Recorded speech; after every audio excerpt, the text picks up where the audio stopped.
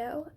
So this one has been highly requested. I know at least 3 of you guys have done that, like have asked for it. I think more than that. But I can't remember if it was the same person that has asked twice or like stuff like that.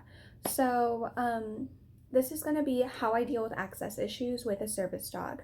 If you're new, hi, I'm Leona. My service dog Aries is laying right here, kind of out of frame, but he's in the intro.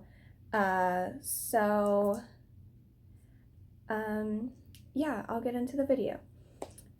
Okay, so first off, for access issues, one of my biggest things is try to stay calm and civil. So even if the staff, like the store manager, whoever you're talking to is being rude, try and stay calm and nice and just kind of relaxed. Like, don't get hostile and rude, because that's going to lead to them not wanting to be educated or interested in learning anything. The other thing is that if they're not open to it, like open to being educated, open to a solution, anything like that, and they want to continue coming and being hostile towards you, just take a step back. If you're starting to get agitated and you're with another person, let the other person kind of step in and handle it. If you're like, if it's obvious it's not going to be resolved, maybe like exit the store. I know a couple of times I've ended up having to call the cops, but most of the time, whenever it leads to like calling the cops, then try to be the one to call them, because they're gonna look at it differently when you're the one that calls and you're the one that needs a solution, over if they're looking at you as the problem.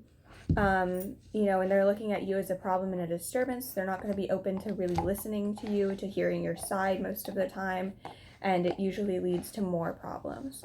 Another thing is if they, like the store does call the cops, then try to just be civil towards the cops, stay civil towards the manager, anything like that. With access issues, one of the biggest things that I do like to say is, if it has to do with them kicking you out because your dog was being a disturbance, this is completely legal. It does not matter if your dog is trained. It doesn't matter if your dog is full service dog or you're doing training. If they've decided your dog is a disturbance to them, then to them in the running of their business, then they have the right to deny you. They can kick you out. That's stated in ADA law, so that is federal law as well as most state laws.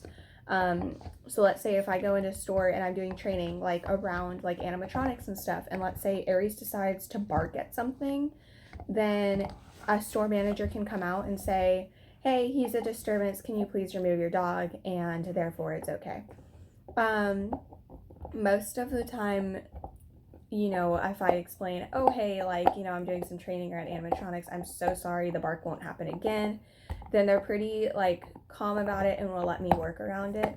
But if you say that and they continue with not being open to it, they've said, no, you just need to leave, then just go. That's legal. You can move on to another store and do training there, all that kind of stuff. When it comes down to just you walking into a store and let's say somebody demands an ID or a certification, registration papers, anything like that, try to calmly explain that in the US, so this is the United States, that is not required, and most places that you get those are going to be a scam. Now, you can end up with people that went through a program and the program will have them, the program will give them to them, but it doesn't mean that they can require them and mandate that you must have them, because it's not required in the US. So I know something that I've done is if they ask, I'll hand them an ADA card, and be like, this is the closest thing I have to an ID, it just states the laws. Or I do have I'm printing out little business card things that have all of the information on Aries, and then it'll have ADA laws and info for my training, where we did Aries' training as well as where my company training, and see how that goes. Hopefully that'll help some. I'm trying to think of anything else. As I've said, just stay calm, don't get hostile. If it's obviously escalating and you think that you may want to take it to like a court or anything like that, then make sure you record it. So just turn on your phone, either a voice recorder or a camera. A camera is definitely going to be better. I know like with my phone, there's just like the little camera icon in the corner, so I can swipe it up and hit record pretty easily.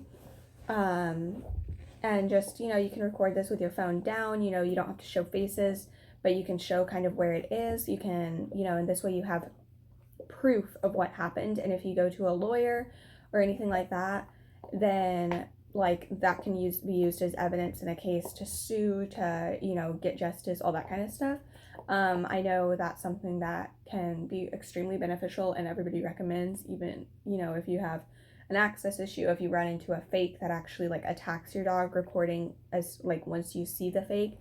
Now this doesn't mean start fake spotting, so that's like, you know, deciding, oh, there's another dog in here, it must be a fake, because you never know, it could be a dog, like a service dog in training or a service dog that has a bad day.